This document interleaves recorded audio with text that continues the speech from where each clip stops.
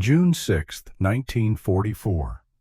For decades, history has remembered this day as the turning point, the moment when the free world struck back and began to liberate Europe from Nazi Germany, a massive operation known simply as D-Day. But what if this turning point had turned into a catastrophe? What if tens of thousands of Allied soldiers died before even reaching the sand? What if German defenses held strong? What if the greatest invasion in human history ended in total failure? Today we dive into a dark alternate timeline, a world shaped by fear, fire, and consequences that echo for generations. This is the darkest summer of 1944. What if D-Day failed? It all begins with something no general can control: the weather. In real history, the invasion was almost postponed because of a fierce storm. But in this alternate timeline, the Allies misjudge the danger. High winds scatter the landing fleet. Amphibious tanks sink before reaching shore.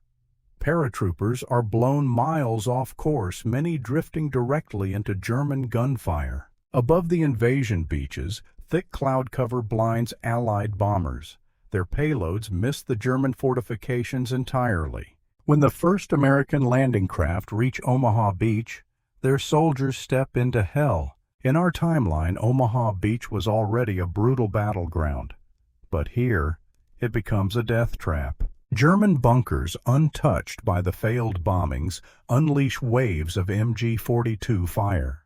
60% of the landing craft are shot apart before their ramps even drop.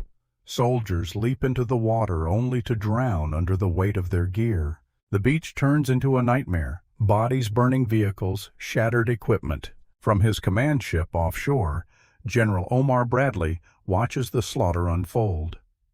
By mid-morning, communication with the front collapses. Unit leaders are dead, radio lines are cut, entire companies vanish into gunfire. After 3 agonizing hours, Bradley makes a heartbreaking call: abort Omaha, pull them back. The disaster isn't contained to Omaha. Across the invasion line, chaos spreads. At Sword Beach, dense fog causes naval artillery to strike friendly troops by mistake. At Juno Beach, Churchill tanks bog down in soft sand, becoming easy prey for German 88mm guns. At Gold Beach, the Germans launch a counterattack with the 21st Panzer Division, a move they never made so boldly in our real timeline.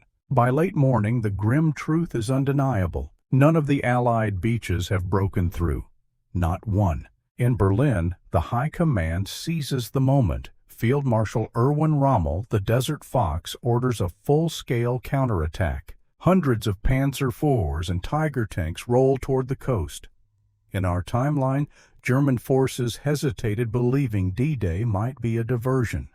But here the failure is obvious, and the opportunity is too great. The armored divisions smash into exhausted Allied forces. British and Canadian beachheads crumble. American troops retreat in chaos. By the evening of June 6, 1944, Operation Overlord is dead. Nearly 200,000 Allied casualties in a single day, the bloodiest defeat in Western military history. The shockwaves reach across continents. In London, Prime Minister Winston Churchill faces furious backlash. Parliament demands accountability. His leadership wavers. In the United States, President Franklin Roosevelt faces an election-year disaster. Public outrage erupts. Why did our sons die for nothing? American support for the war plummets. Meanwhile, in Berlin, Hitler is jubilant. The failure of D-Day convinces him that Nazi victory is destiny. But the greatest winner is not Germany. It is the Soviet Union. With the Allies unable to open a Western front, Stalin realizes something extraordinary. The Red Army can take all of Europe alone. Without Western pressure, the Soviet Union launches its most massive offensives yet. In our timeline, Allied forces eventually met Soviet troops in the heart of Germany. But here, there is no one to stop the Red Army. They sweep across Poland, across Germany, across Austria, Hungary, Czechoslovakia, the Balkans, and keep going. By mid-1945, Soviet tanks roll into Paris. France collapses into the communist sphere. The map of Europe turns red. When the war finally ends in 1946, the world looks nothing like ours. There is no West Germany, only a Soviet-controlled German republic. France becomes a socialist satellite. No NATO, no European Union. The British Empire crumbles in isolation. The United States retreats into continental security, no longer the global leader. A new Cold War begins. But this time the Soviet Union holds nearly all the cards. By 1950, the world fractures into two unequal blocs, a Soviet-dominated superstate stretching from Paris to the Pacific, a cautious, inward-focused United States trying to protect what's left of the free world. Without the Marshall Plan, Europe remains impoverished. Without NATO, Western democracies stand alone. Without a divided Germany, the famous Berlin Wall never exists because all of Germany is under Soviet control. The ideological battle of the 20th century looks very different. Communism stands ascendant, democracy cornered. All because one day, June 6, 1944, ended in utter disaster. D-Day is remembered as a triumph. But history often forgets how close it came to failure.